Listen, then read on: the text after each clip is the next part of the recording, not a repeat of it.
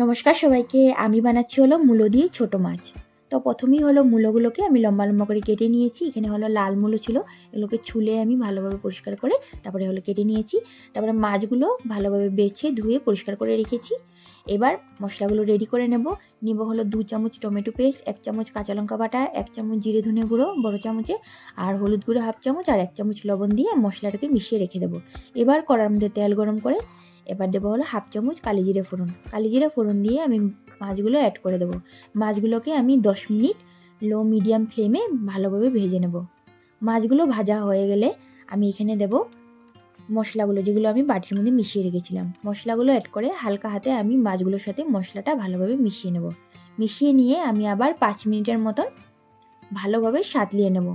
যখন মশলা থেকে তেল ছেড়ে দেবে, আমি এখানে পরিমাণ মতন জল অ্যাড করে দেবো। পরিমাণ মতন জল অ্যাড করে ভালোভাবে মাছটার সাথে আমি ঝোলটা অ্যাড করে দেবো।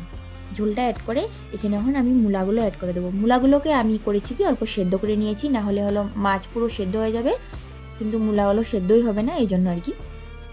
তো মূলাগুলো অ্যাড করে আমি এখানে হলো আবার মাছের সাথে ভালোভাবে মূলাগুলোকে আমি মিশিয়ে নেব। মিশিয়ে নিয়ে এটাকে হলো আমি 10 মিনিটের মতন আবার লো ফ্লেমে ভালোভাবে ফুটিয়ে নেব।